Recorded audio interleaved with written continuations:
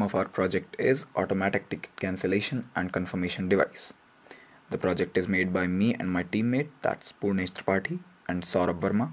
We are from College of Technology, GBPU80, Pantnagar. Now what is ATCAD, one might ask. ATCAD is a device that would help TTs in verifying and confirming tickets on the move automatically. Principle of working is pretty simple. The ATCAD device connects to the internet and verifies tickets using the GSM 900 module inbuilt within the device. Steps involved. There are a few steps involved in the verification of tickets as well as in the allotment of new tickets. First of all, TTE verification, that is train ticket examiner's verification, then PNR confirmation, validation of station, cancellation of tickets older than 2 stations, sending of emails and SMSs to the newly confirmed passengers. Elaborating the first step, TTE verification. In this stage, the TTE code is sent along with the device code to the server.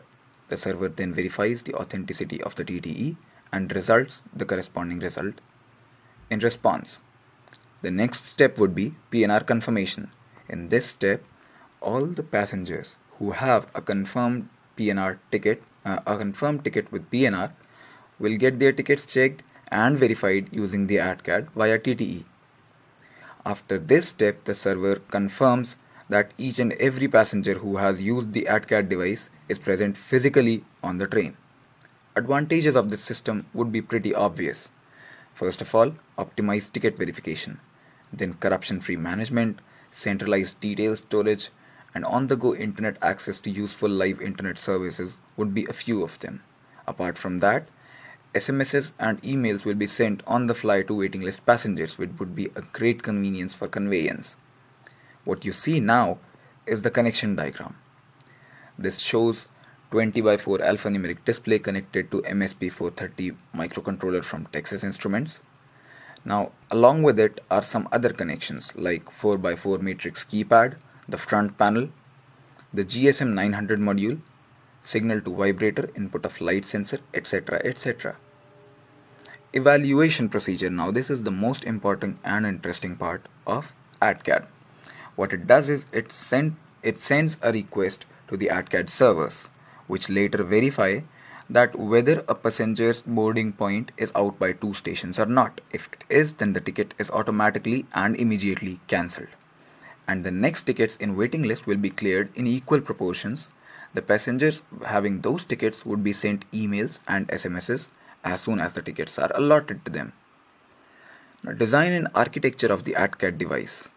Microcontroller is Texas Instruments MSP430F5529. Along with it, some integrated circuits of Texas Instruments have also been used. First of all, UA7805, that is the linear voltage regulator used for power supply's voltage adjustment in order to power microcontroller and RFID sensors. Apart from that, OPT101, OPT101 for light sensor, LM2937 3.3 for 3.3 volt LVR, LM2577S-ADJ for adjustable voltage regulator used for stepping up to DC 12 volts in order to power up the GSM 900 module, as it is a pretty power expensive device. UA7812, that is the adapter for 12 volt batteries and above. Now what you see now is a demonstration and live production of ATCAD device. Conclusion would be pretty simple, obvious and prominent. The large-scale implementation of ATCAD will lead to huge upheaval of railways' economical resources. Convenience of Indian Railways will be taken up by a notch by the advent of ATCAD, as many passengers would love to travel when they'll get live SMS and email alerts as soon as their tickets are cleared up. The device is cheap and was built successfully with a minimal budget, along with the profits that it promises, and the profits that it promises are really huge. This revolutionary device could change the face of Indian Railways forever. And yes, if you want to know more about automatic ticket cancellation and confirmation device built for Texas Instruments ADC, you can always log on to www.ti-atcad.com, which is our official website for the project. The name of our project is ATCAD. It works in 5 phases. Each of one will be explained in detail after this. The first phase is the device administrator's verification. Alright, so here it goes. First of all, it asks whether you want to enter the password manually or you want to swipe a card. After the card has been swiped, it will ask for connection. Now that the connection option has been selected, as you can see, the right terminal shows what is going on internally in the device.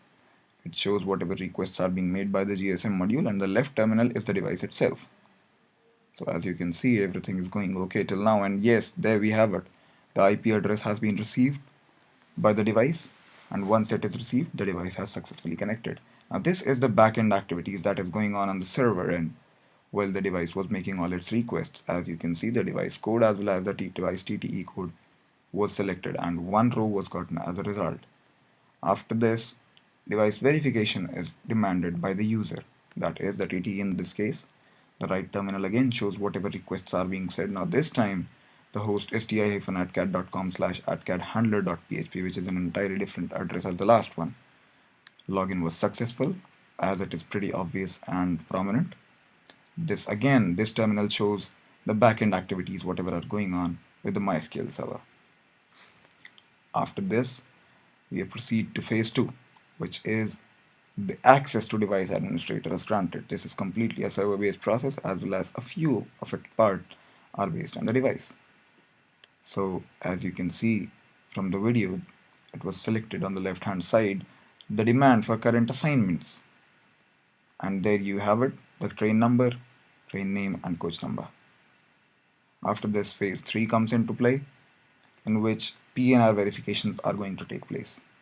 And now there is the device with PNR query selected.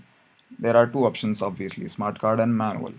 Now that the card has been swiped, the card will be checked against the latest PNR codes registered on the server end. There you have the data again. Kamal Joshi, age was 20 and CC1 13. There comes phase 4. In this, the retrieval of station list will be done. And the device will send a request to the server, obviously, which will be held now. The third option is station list. The device has demanded, as you can see on the right terminal, to the server for station list, and there we have them. 4 stations are there for this train, and that star denotes closure of connection. The last and final step is phase 5, which is evaluation. In this, the device sends a particular station code to the server, and the server will evaluate accordingly.